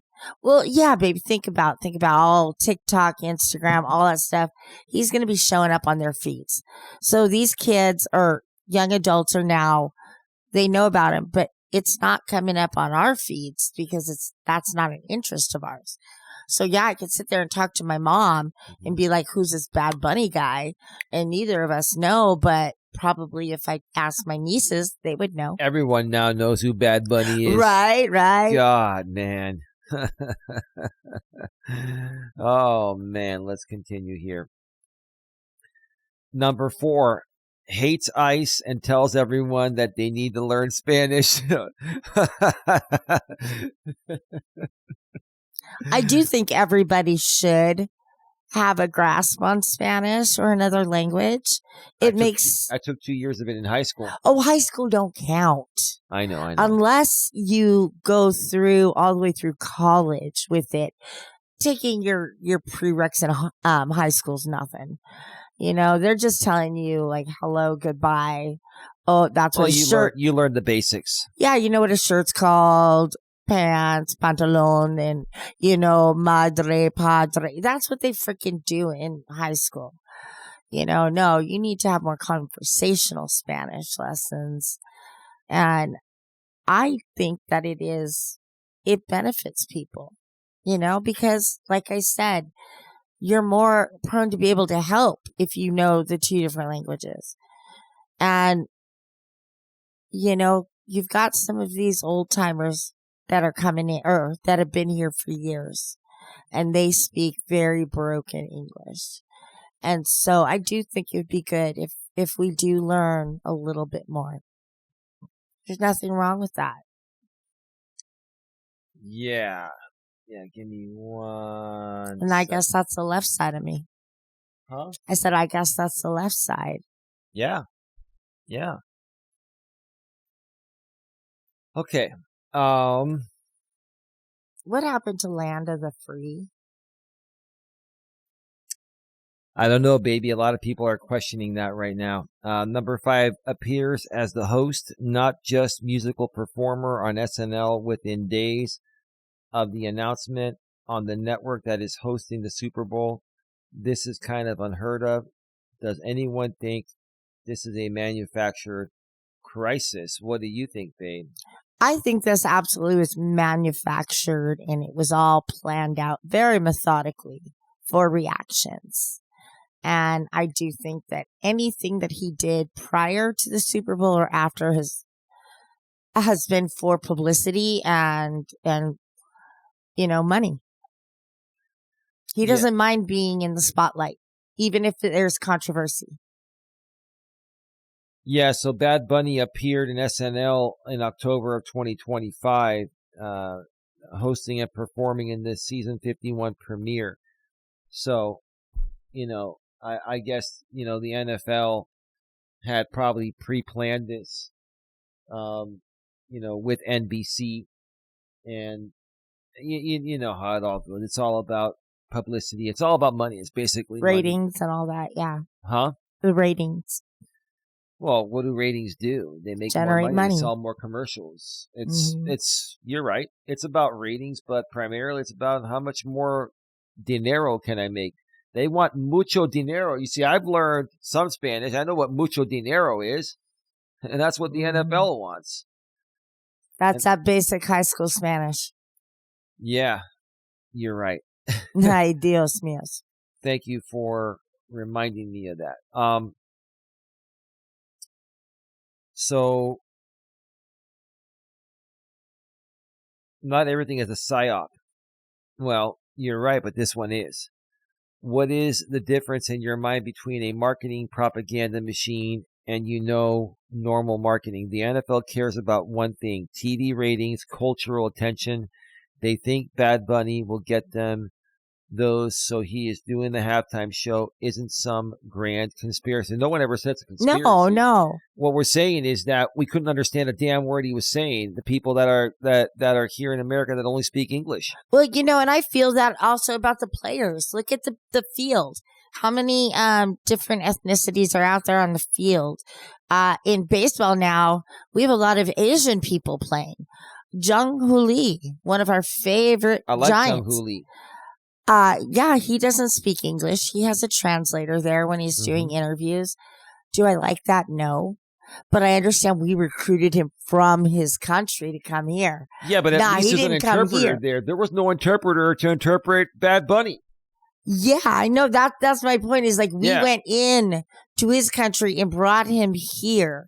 So the fact he doesn't speak English yet is understandable. Correct. But at least when they interview him, he has an interpreter and then we understand what he's saying. Exactly. And that's all we're saying. Give us some subtitles at least. Yes. Yeah. Right? Yeah. Just throw a bone. Help us out a little to understand. We don't have a problem. The NFL didn't want to throw us any bones. Yeah, no, just, a lot of fumbles. They threw a lot of crap balls, a lot of interceptions. It's a crappy game. Let's read one comment from this one and move on to the next one. Another thing is that the NFL is trying to expand its audience to more countries. No shit. It's why they've been playing more games abroad too, of course. There's a huge Spanish-speaking international audience that's incredibly passionate about non-football sports. So the NFL likely is looking for ways to draw in more of them. English-speaking Americans, for the most part, tune into football for the actual football. The halftime show is probably seen as a good way to attract other audiences. Well, that may be true, but honestly, we like the halftime show. People that watch football and the Super Bowl, that's wait part of the game. 18 weeks, literally, just for that one game. Right. We don't care who's in the game. It's the whole experience. It's just the experience of the Super Bowl. Between the pregame show, the actual game, the halftime show, and then the postgame show. Mm-hmm. It's the entire experience. It's an all-day experience. Right. But they know they've already got the audience there for the game. And even the people that were watching TPUSA's halftime show went back to watch the game afterwards. Yeah. So it's basically the NFL, in this case, had everyone by the balls. And, I appreciate what they want to do by expansion. But then, like Eli has said earlier in the podcast, that the other countries that they want to expand to, they have their own version of football, which is soccer. And so I don't think these other countries are... Football. Yeah, I don't think these other countries are going to be as receptive. And if they are, they're going to have to call it something else. It's not going to be American football, you know? Well, maybe they will just call it that, American football. Whatever. I mean, you know, and when they get the broadcasts, they're going to be from NBC, it's not NBC, Fox, or CBS, or one of the American broadcasting companies. And then what are they going to have? Like, you know what they'll probably do is they'll probably have other people in the booth that are Spanish broadcasters with a secondary audio for those countries. Mm-hmm. They'll figure it out. Well, they already do that for Spanish-speaking radio. Like, they have, like, okay, Krupp and Kuiper sitting there broadcasting the game. There are, like, probably 2 other Spanish-speaking people that are doing the same thing. There is a Spanish broadcast. Yeah, which is separate broadcast and goes out to the channels that are basically Spanish-speaking. Right, but also most cable, satellite, and streaming services, they have alternate audio for the same video, second audio, which is typically in Spanish. So you can watch the same thing and then flip on Spanish second audio if available for that, and boom, there you go. But in these other countries, they will just automatically bake that into the broadcast. They'll use the feed of, you know, whoever's broadcasting the game, because the NFL has the rights anyway, right? They'll use the feed of the game, and everything on the screen will be in that native language, and then they'll probably have, you know, broadcasters that are broadcasting in that. It's been going on for years. There's Telemundo. I mean, Telemundo is a good example. Yeah. They had journalists going out there reporting the news in Spanish to the people that, you know, it actually affects. Well, yeah. Well, Telemundo, it was made because there's a large Hispanic population in the entire U.S. Yeah. So they have local affiliates pretty much in every major metropolitan area. We have one here. KDTV, Channel 14. Hispanic Broadcasting for the Bay Area. Yeah, I remember that. You remember that? Mm-hmm. Yeah. You would listen to it, and they would say that in English. Yeah. Because that's the only thing I understood on there. This is KDTV, Channel 14, Hispanic Broadcasting for the Bay Area. Yeah. And so, I mean, and that, listen, that's great. No problem with that, right? But that channel is specifically for, you know, people that speak Spanish. Right? This was done it was NBC, right? This was done on NBC in America, right? On American soil in our backyard in Santa Clara. And right here in the San Francisco Bay Area, in Santa Clara, California, where the Super Bowl was at, where the San Francisco 49ers play. Yeah, in our backyard, literally. Right. We're like 20 minutes north of Santa Clara here, you know, by car. Mm-hmm. So, yeah. No, you're right. You're right. Let's go to the next one here. This is from the subreddit at r/Ask Conservatives Again. Do you believe that the Turning Point USA half show, they didn't put time, but halftime show sowed more disunity? Indirectly, yes. I don't think it was meant to do that. I don't think that they realized how upset people would be that really wanted to watch the show, just didn't understand what was being said. Yeah, and I mean, obviously they knew what was going to happen prior to the show, and I think they took it as an opportunity to reach the Americans at that kind of level of pride in America and, you know, all of that stuff. They used that, and I'm not saying it was a bad platform to use. It actually was great, and I give them a lot of credit. And I, like Eli said, I think you all know that we were not big supporters of Charlie Kirk's vision, what he spoke of. We did not condone his death. Well, it wasn't his vision. His vision was okay. It was how he spoke about traditionalism and all that, how he talked about women and all that. Go ahead. So we didn't agree with everything, but same sense, he did not deserve to die. That is horrific and should have never happened. Yeah. And I questioned when his wife was going to take over. Like, how was this going to go? Like, what direction? And I think what that woman did with this was absolutely amazing and much needed in this country. And you know why? Because in my opinion, her husband died for the cause. He died for the country. Well, here's the thing. The cause is his organization. That's what he believed in. So basically, Charlie Kirk, I think, intentionally said outrageous things to get attention to grow his network. Because nowadays, it seems like unless you're doing outrageous stuff on the internet, you won't grow. Yeah. He did what he had to do to grow the organization. Unfortunately, it cost him his life, which it shouldn't have, right?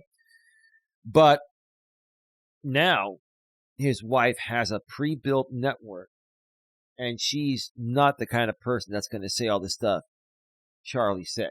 Of course not. And if she's asked about it, she'll deflect, which is the right thing to do because... And that won't even be her direction. That's going to be her people that are going to be writing what she needs to say. She's not going to purposefully deflect. She is going to do this politically the right way. But she's the new CEO, obviously. I thought it was a well done show. Very classy show. Based on, I don't know how much funds they have available. Maybe they got a lot of donations. They probably did. It was a pretty decent show for an organization like I noticed that the artists that they had, with the exception of Kid Rock, the country ones that they had were not like the big Carrie Underwood or... Except for Kid Rock. That's what I'm saying, with the exception of Kid Rock. But the country people that were there were very well known, have been Grammy winners. They're just not those big entertainment names that everybody's going to know, But that show definitely felt more American than the halftime show on NBC that the NFL put on. Yeah. It embodied more of the American traditional core that you and I have been raised up in, right? Mm-hmm. Yeah. Yeah. All right. Let's I know we say like this, the country's based on like, good old country music and those roots and stuff. But also I want to give some credit to rock and roll. Absolutely. Yeah. Absolutely. A lot of good connections there. Let's read this here. I'm a conservative myself, says this poster. I've loved Charlie Kirk and what he stood for years now. I don't agree with most of what he said. I think he did it to grow the business. Outrage sells, but that's fine. However, I felt conflicted about the TPUSA halftime show. Okay, if you loved Charlie, then I don't get why you wouldn't love the halftime show. That halftime show embodies what Charlie, what his vision was about. My issue with Charlie was never about his vision of trying to help empower people to feel free to speak. My problem was what he did to grow. All the controversial things that he said that I wouldn't even say, and I'm a pretty straight shooter, and you wouldn't even say those things, and you're a straight shooter, right? In my view, the Super Bowl is the most watched American event every year. It is. It is a way to bring people together. And while, yes, Bad Bunny made some political statements at the Grammys, and it is okay to not like him or even not watch him, but to intentionally set up their own halftime show where millions, 4.8 million, when I tuned into YouTube, not including other channels, are watching, is, in my opinion, intentionally creating a place where disunity can happen. No, this is making a statement saying that, if this entire halftime show is going to be in Spanish, which I think they knew that beforehand,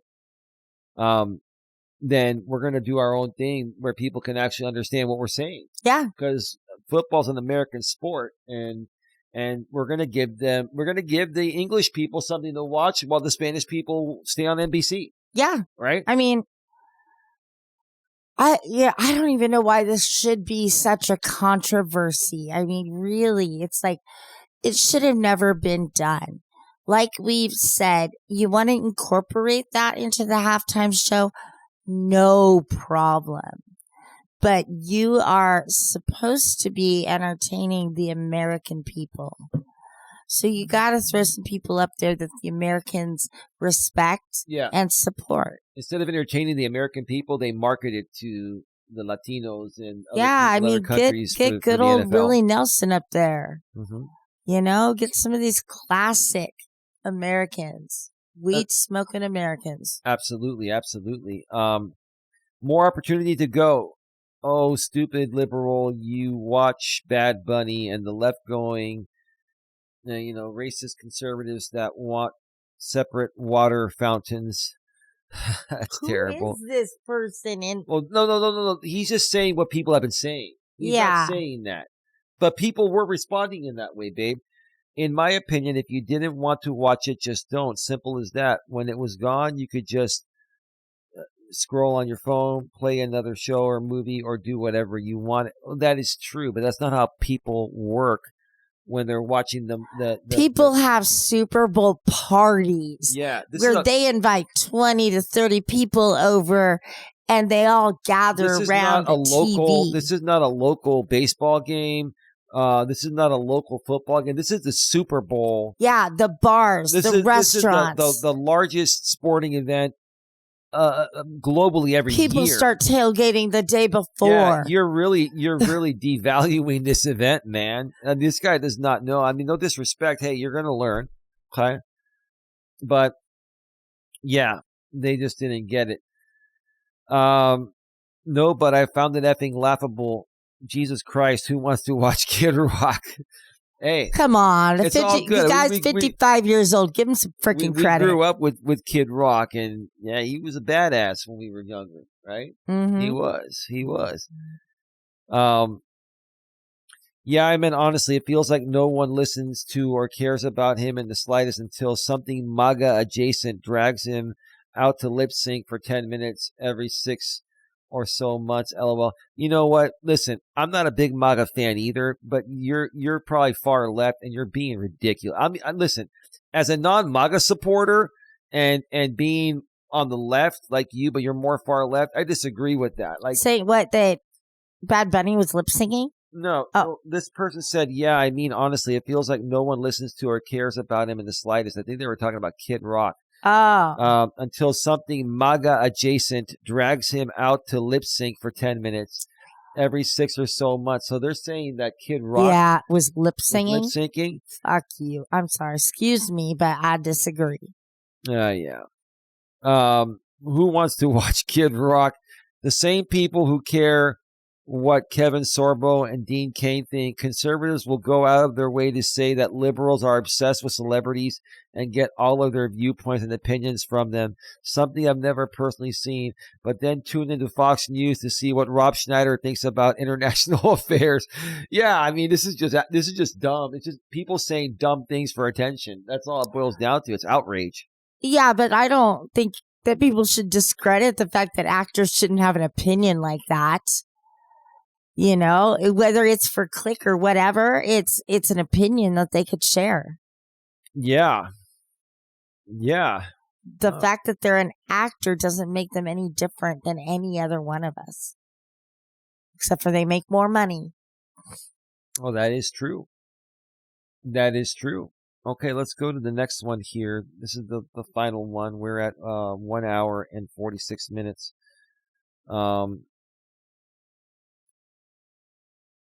This is from, again, the subreddit r/Ask Conservatives. It's the best subreddit to talk about these things because these are the people that, you know, in this case with the Bad Bunny thing, I think we resonate more with the conservatives than the liberals. Yeah. I mean, it opened my eyes. It just is what it is, and we're not saying that we're conservative. But we're not far left. We're slightly on the left. Don and I believe in progression. But this is not even about progression. This is about marketing. This is about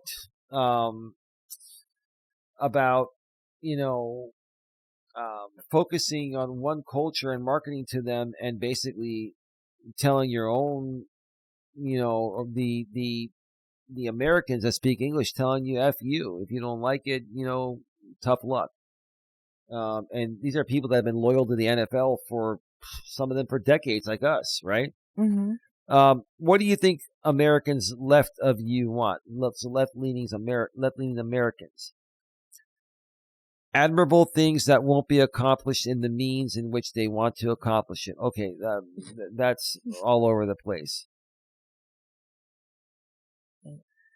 Co-signing this, and I see him. Yeah, thanks, baby. Co-signing this, and I'll add self-harm empathy, especially on the issue of mass immigration. Let me see here.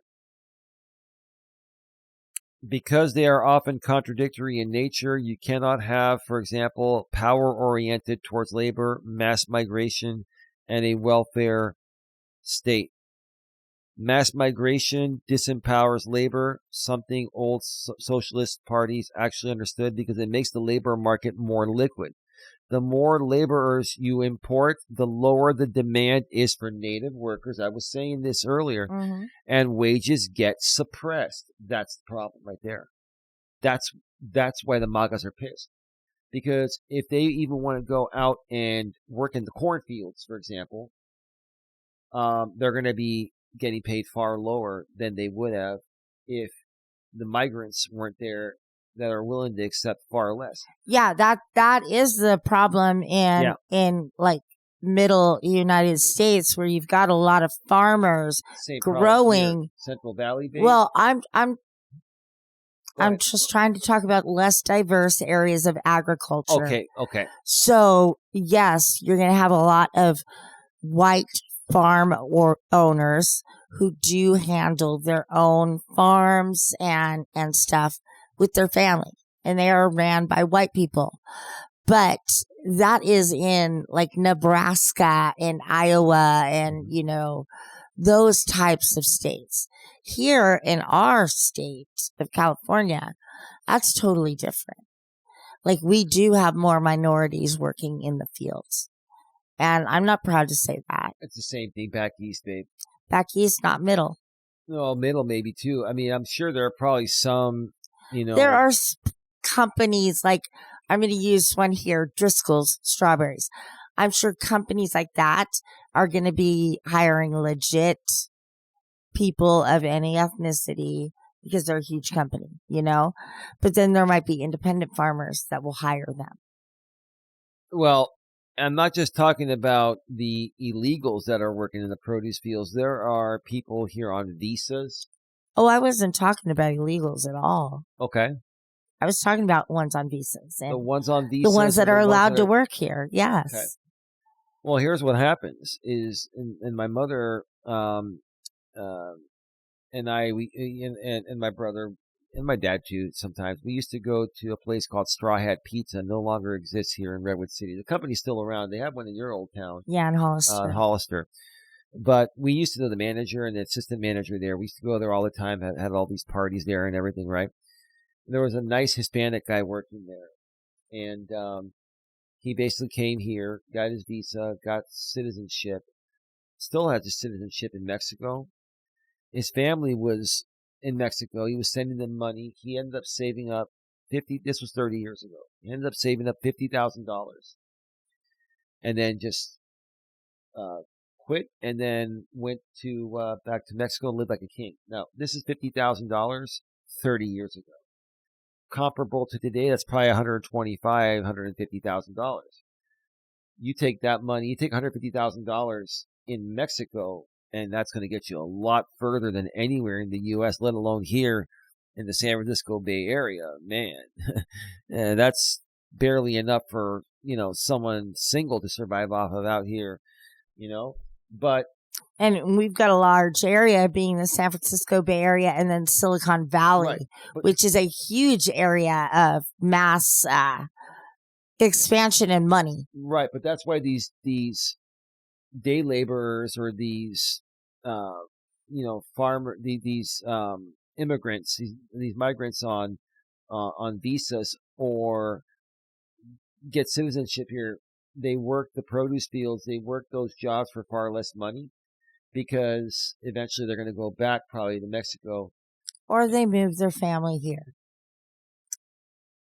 I think that that pretty much, speaks for everything. I don't think we need to get any further into it.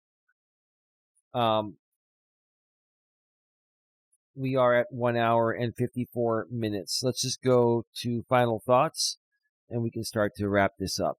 Any final thoughts? Final thoughts.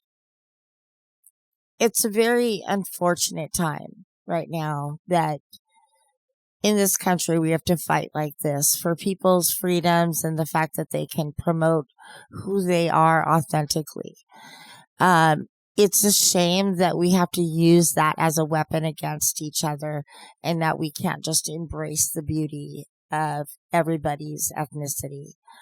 I hope people can now see that this is a main thing for, what's going on in America right now and the effects, and they really think about things of like when they're making their choices throughout the day, who they're voting for, all of that.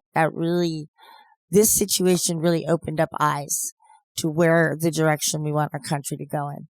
This is, no pun intended, the turning point. Okay. Yeah, I really have nothing more to add. I'm going to be honest. I'm a little shaken up because it's a very, very touchy subject. It's a controversial subject, and it really touched you. It really hit you, and all I wanted to do was just have a conversation about this and share our thoughts.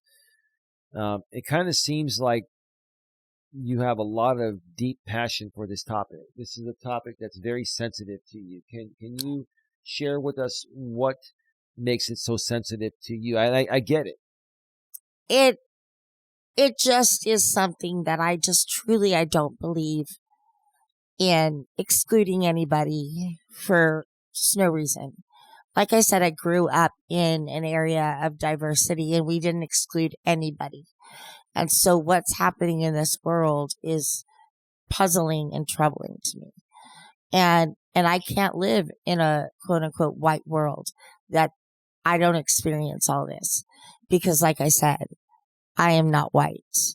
I am Scotch, German, Puerto Rican, French. I also forgot French, all these other things. So I love hearing stories from my mother about what happened in Germany with her mother or what happened with my grandfather in Puerto Rico when he lived there. Those are just great stories and things that I'll never experience. Right, so, just take it all in as, you're learning who your family is, your ancestors.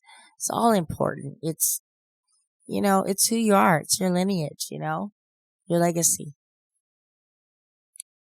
Yeah, I get where you're coming from. You're saying you don't want to exclude anyone. No. The thing that you're either realizing or you're not, maybe you are.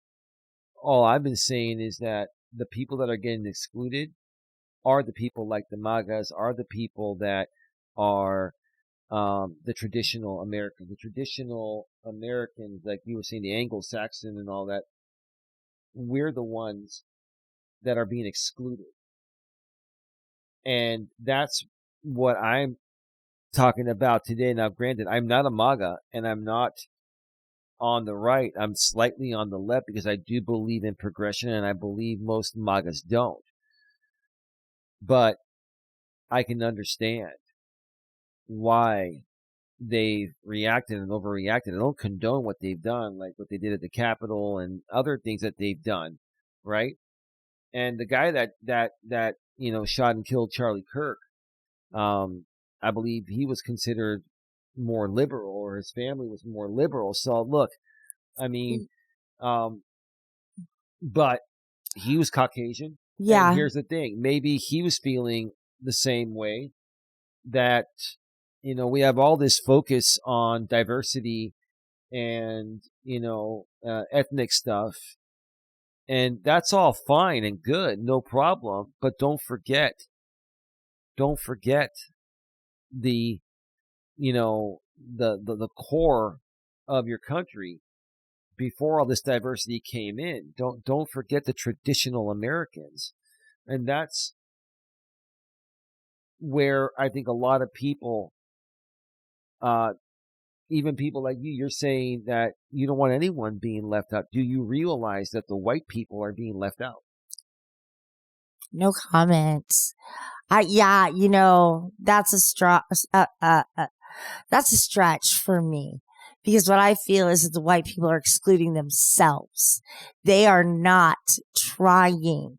When anybody feels that they're like a minority in something, it's because they don't have the balls to insert themselves to not just be the minority. Okay. Yeah, I hear where you're coming from. I understand your standpoint. You and I have a slight difference of opinion on this. And I think it has to more so do with the fact that you're tying in more with your diverse ethnic roots than being a traditional American.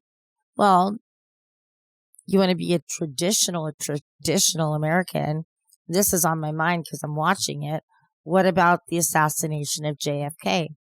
Done by a white guy on American soil. Same way Charlie Kirk. White guy on white guy. Yeah, but that was what, over 50 years ago? It was November 22nd, 1963. Yeah. Yeah, 60 plus years ago. Yeah.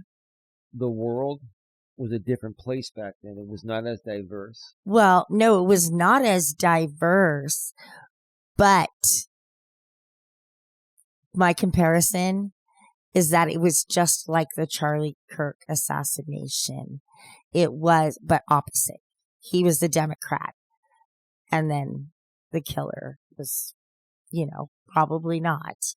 And in Charlie's, he was Republican, and the shooter was not. That was my comparison. Okay. Yeah, very, very interesting. I learned a lot about even you on this show. I learned a lot about myself. A lot of people are probably going to say, Eli, you identify slight left, but you sound like you're more conservative. No, I'm not more conservative. I have liberal and conservative views, and I believe Don does as well. But they're probably going to say that you're probably more far left than maybe when it comes to this, yes. Yeah, that is. There are certain subjects, yes, that I'm going to be farther than others. Absolutely. People are probably going to say, Eli, you sound more slight right instead of slight left. And instead of slight left, Don sounds more far left.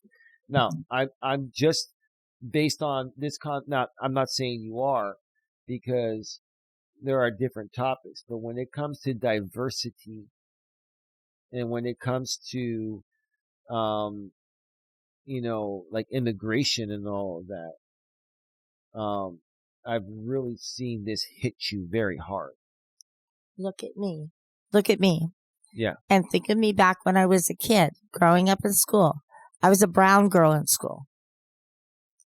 I was a brown kid, but nobody saw it that way because we had brown kids, we had white kids, and quote unquote yellow with Asians and, all that other stuff. But had I gone and I lived in another state, I would be the brown girl in the classroom. Okay, so I see now. You grew up and you dealt with a lot of you've been through a lot regarding who you are. Yeah, I get it. Okay. You can identify as just a white guy because your body is white. You can tell you've got some European ethnicity in you, but you are white. My skin is brown. People mistake me for being Hispanic all the time. And I'm like, God, no, I'm whiter than butter, No, I understand. And I get where you're coming from. Okay. And let's start wrapping this up. We're at 2 hours and 3 minutes. I mean, I honestly really thought that when we're going to do this show, I really thought it was going to be a lot more energetic and feeling energized, but I really feel depleted after doing this show. I really feel just depleted. And it was just man. I just didn't expect it to go this way. But hey, you learn something new every day. And I'm sure you didn't expect it to go this way either.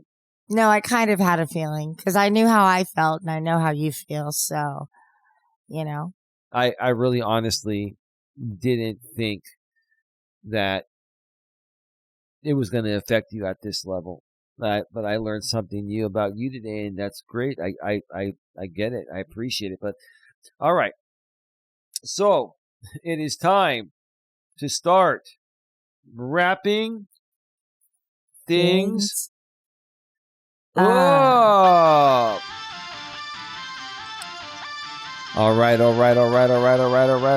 You've been listening to the Don and Eli Take on the World podcast, and this has been episode number 48, and the topic was America is Changing, and the Super Bowl proved it. One more time, episode number 48 of the Don and Eli Take on the World podcast was titled America is Changing, and the Super Bowl proved it. Now, one more time before we get on out of here, let's remind everyone, if you're listening to us on the audio-only podcast networks such as Apple, Spotify, Amazon Music, and your very favorite, iHeartRadio. One more time. iHeartRadio. And the third time's the charm as always. iHeartRadio. We're on iHeartRadio, my lady's favorite. We're also on Amazon's Audible. We're also on YouTube's Music and many of the rest of the unknown audio-only podcast networks that host our podcast. If you're listening to us audio-only on the podcast network, please go in the description section about halfway down. You will see the link to the video version of this podcast on our main YouTube channel, GNA, Genuine Personal Development. When you click the link, it'll take you there. Make sure you subscribe, bang the bell, select the notifications so you don't miss anything. And then go in that description section and a couple lines down, you'll see the link to our secondary channel, GNA2, Genuine Live Personal Development, where we go live there, if not every day, almost every day. And sometimes Don will join me on the stream, whether it's a mobile stream or an in-studio stream. And sometimes we'll even have some guests on. So make sure you subscribe over there, bang the bell, and select the notifications so you don't miss anything. With that being said, it is time to go. Have a good one. Take care. And as always, be good to each other.